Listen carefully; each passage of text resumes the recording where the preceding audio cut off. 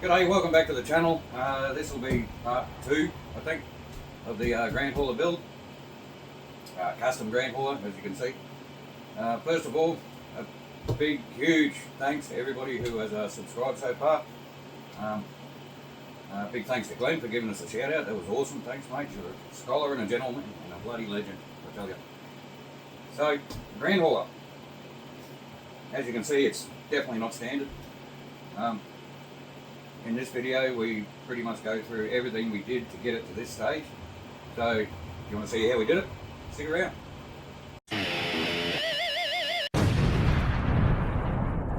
Righto, so in this video I think we're just going to get to the stage of having a rolling chassis and maybe lift the suspension to the point where we need to you know, tyre clearance for the cab, all that sort of stuff. Because this build's going to go on and on for a couple of weeks, we've put all the normal parts bags in these containers and labelled them all so that we can seal them up and throw them back in the box for when we're not actually building the truck, just so that all the bags don't lose all the screws and yeah, we've got stuff going everywhere and we can't actually finish the truck. So we're just going to push these aside. Obviously we're going to start with bag A. So we get these out of the way. You can see we've got our chassis rails here. I thought they were steel, but they're aluminium. Maybe the older ones were steel, I don't know. We got not all the cross members, because this frame's going to be, this is just a mock-up of the frame, just to work out what we need to do. So yeah, everything's going to be pulled apart later on so that we can paint it. The whole frame's getting painted. So we have a few parts that we've already gone through and realised that we probably need. Now we've ordered these parts, but they're not going to turn up for, it could be this week, it could be next week, it could be the week after, we don't know. So they're in bag B actually. To mount the front axle here, you see these U-bolts. These U-bolts here that mount the front axle on. Well, with what we're going to use to raise the suspension, these are going to be too short. So we've actually stolen long U-bolts out of our HG P407, which is the Bruiser clone Hilux. As well as that, we've got, again, we stole the front uprights out of our lunchbox because we're using, or for now anyway, we're using lunchbox size front wheels. Now we have to do something special with these, and I'll explain that when we get to it. We've also got these height blocks that came out of, I'm pretty sure they came out of the Hilux, the Ford F350 high lift. I've got a whole bunch of these, so I'm hoping these are going to work. I'm pretty sure they're going to work on the front axle. Not sure if they're going to work on the rear yet, but they should. Pretty much should just replace this F8 part. They're 7mm anyway, so that's going to give us at least, well, it's going to give us 7mm lift straight up. So we're going to build a chassis like that, just mock it up with our suspension lift, and we'll go from there. We won't let you sit through that. So yeah, we'll get a couple of cross members in and a couple of parts on, then we'll bring it back. Okay, alright. Okay, so there is our basic chassis mocked up. You can see we haven't put all of the cross members in yet, haven't put the rear one in. They are going to go in later on, but not until we've worked out exactly what we need to do with this chassis. We get our front spring hangers on, our shackles and the front pins. And now the front axle, I wanted to show you this because this is where we're going to use some custom parts or borrowed parts from other cars. Hey, sorry about that, quick phone call. Where was I? Yes, parts that we've stolen off other cars that we're going to replace because we have ordered them. So this is what I was talking about before. These parts out of the F350 high lift, since the springs sit on top of our axle like this, as soon as we put this part in here, that is going to effectively raise the truck by forcing the axle lower underneath the spring. So that's our plan. It's going to be awkward because there's about a million pieces you've got to hold at once. So I'm going to try and yeah, these are our extended U-bolts out of the bruiser clone. Now there's no tab on the bottom of these blocks to locate them. So you're going to have to bear with me here. This is a bit awkward. So if I can just hold, all that in position, try and get these mounting plates on. Okay, so straight up we got a problem. Alright, these U-bolts aren't going to want to sit vertical because we've got a couple of tabs here on these height blocks. So we can either pull them up like that, or I can trim that block so that it actually fits properly. So I might do that, and we'll come back, we'll assemble this axle, sit it in the truck, and we'll see how much more height that gives us. It's obviously 7mm, but let's see if it's going to be enough. Alright, bring it back. Okay, so we got one on. We simply just came in and with the Fordham, which is just a fancy Dremel, we just came in and notched out the four corners of that piece where the U-bolts want to slide into or against. So we're going to try and chuck on this other spring. And you watch, it's going to be nearly impossible now because we're doing it on camera.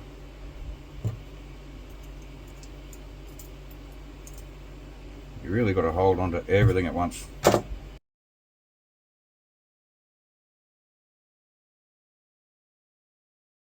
See, told you, now that it's on camera, nothing's going to work. Right, there we go. Yeah, this is the joys of custom building.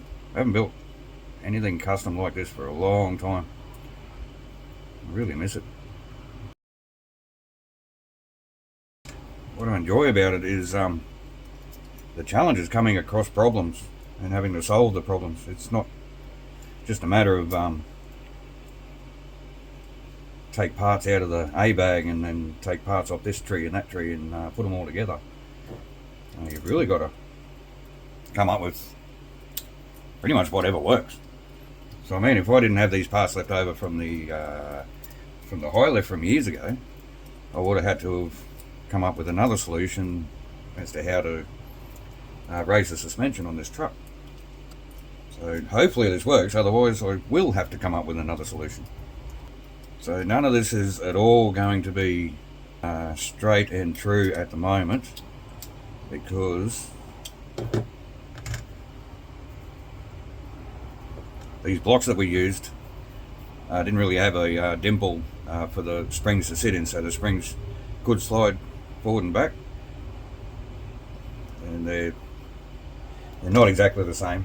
They are close. We'll line them up on the mat here. Yeah, the axle is a little bit that way.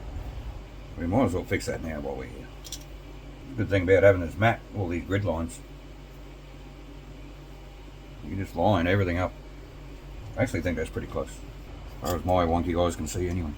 Alright, we could go back and measure in between these springs and get them exactly spot on. They kind of need to be 90 degrees to the axle. That's fairly close. Right, so we're going to mount this, actually, yeah, we're going to mount this into the chassis, and then we're going to probably skip straight to the rear suspension, which I'll explain what I need to when we get to it. Alright, we'll just cut to that then. Okay, the rear suspension, we've already made up one of these whatever you want to call it, kind of like a rocker box kind of setup.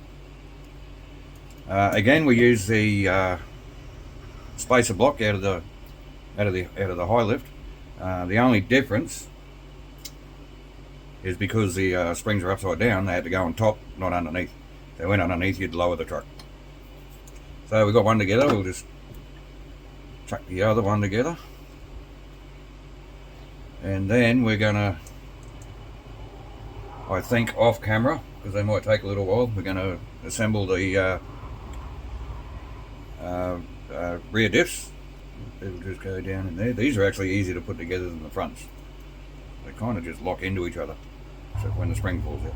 Yep. And I need my plate. Now 4 nuts. Now, since we're using lunchbox size tyres on this truck,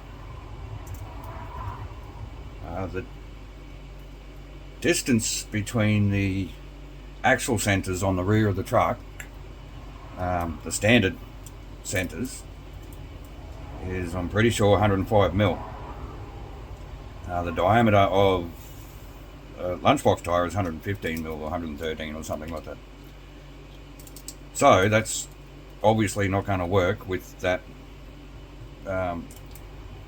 centre distance on the truck dips. So I've got to do one of probably many things.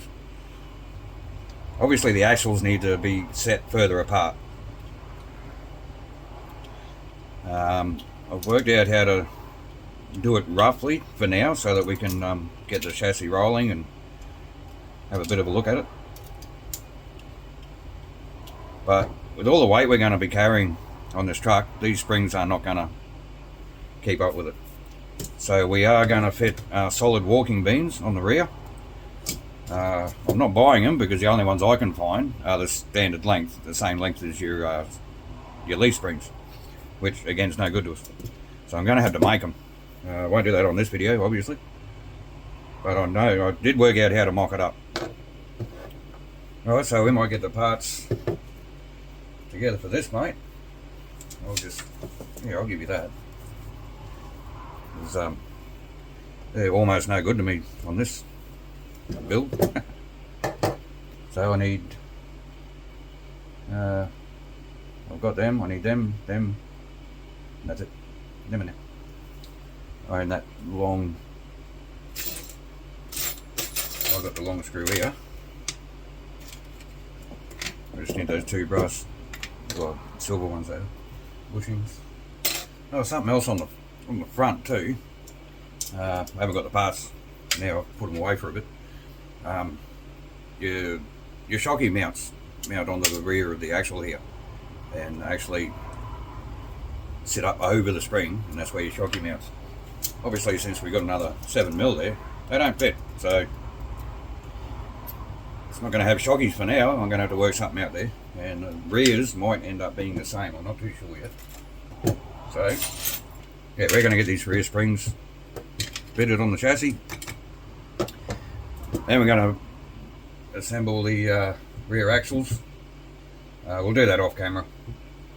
If you want to see videos on how to, or detailed videos on how to build the axles and transmissions and stuff for these kits, go over to Hobby Concepts.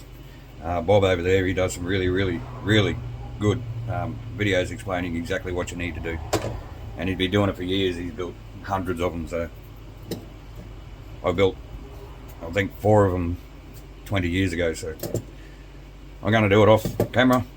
We got the bits for this one? It's saying there's no spacer in there. Alright. He's just slacking off a bit, mate.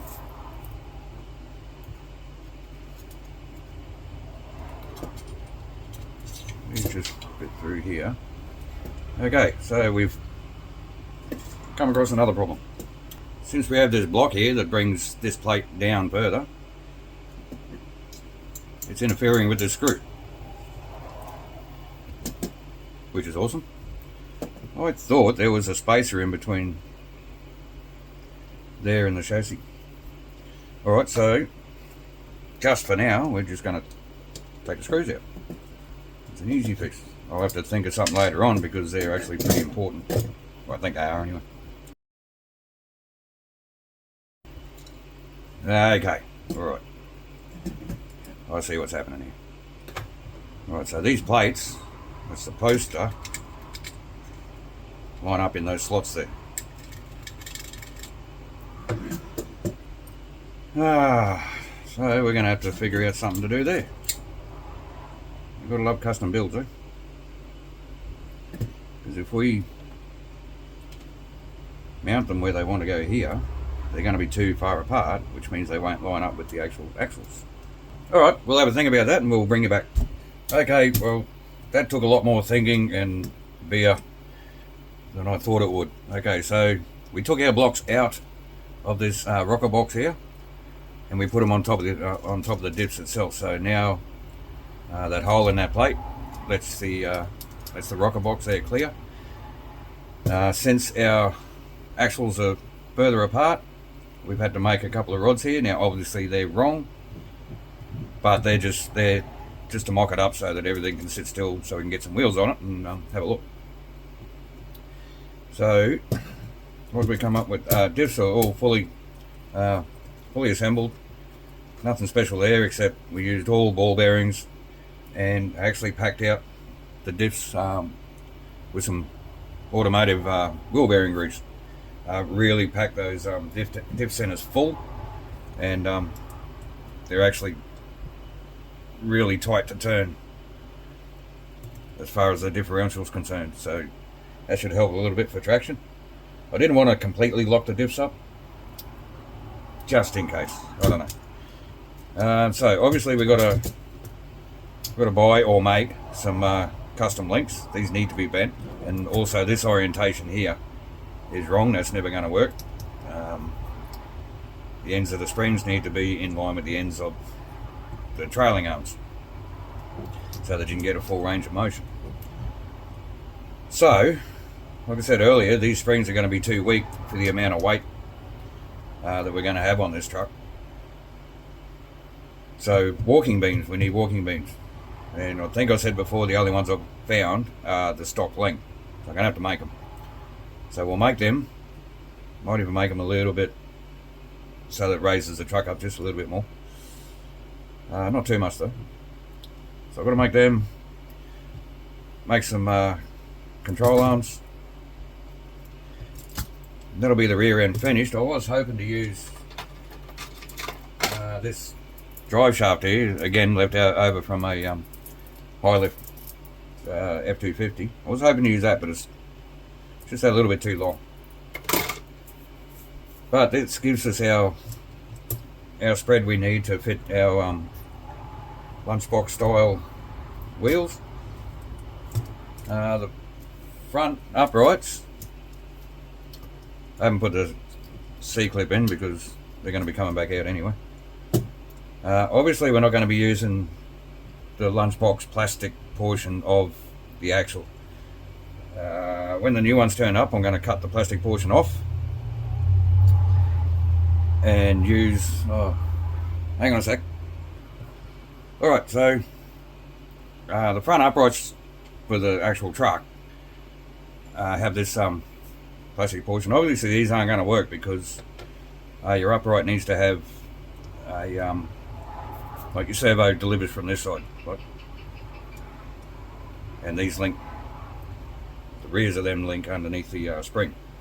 Right, but your truck axle steps up to whatever it is, 7mm, 8mm or something. Then you got your 5mm portion for your bearings. So my plan is to cut away this plastic portion of the new lunchbox axles when they turn up, and machine a bush simply to just go around with an inside diameter of 5mm and an outside diameter of whatever that is, just to sit in there and with a hole drilled straight through. And then that means we can use the lunchbox axles with the original truck turning knuckles. So that's our plan there. So we're all good to go to put some wheels on it and mount the body. So we're going to do that. and we'll see you in 2 seconds. So all of our wheels are on, everything except those front wheels, I'll talk about that in a sec.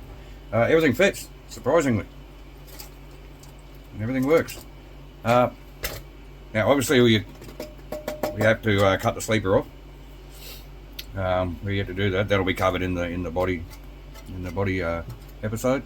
But this presents another problem.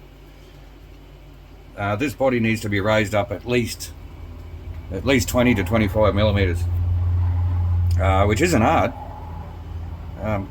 Where the platform bolts down to the chassis rails, we just need some 20 or 25 millimeter spaces.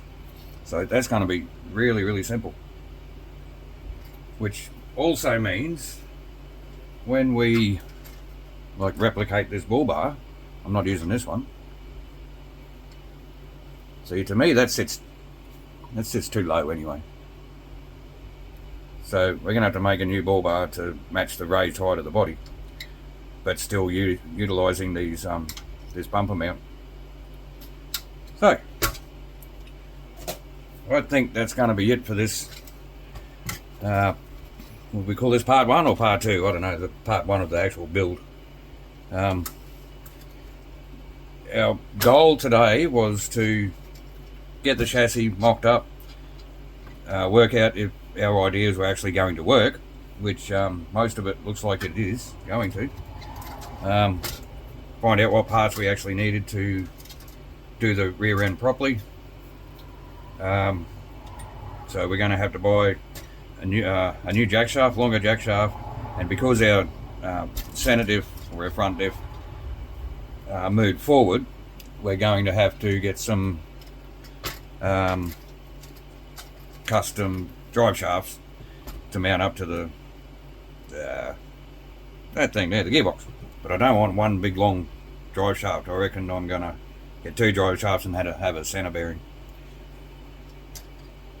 So all in all, that's going to turn out looking pretty good, I think. Once that body's raised up at proper height, it's going to look awesome. We've got plenty of ground clearance here. We are going to put a couple of the tanks on, but maybe not the steps, or maybe we will, I don't know. We'll bolt it on, mock it up and see what it looks like, because we do need that ground clearance for what the truck's going to be doing. So let us know what you think of that, and if you got any ideas of how we can do things a little bit better, please let us know. I haven't done a custom build for a long time, like I said, and I haven't built a truck for a long time. So, hope you enjoyed it. Thanks for watching, and we'll see you on the next one. Keep on trucking.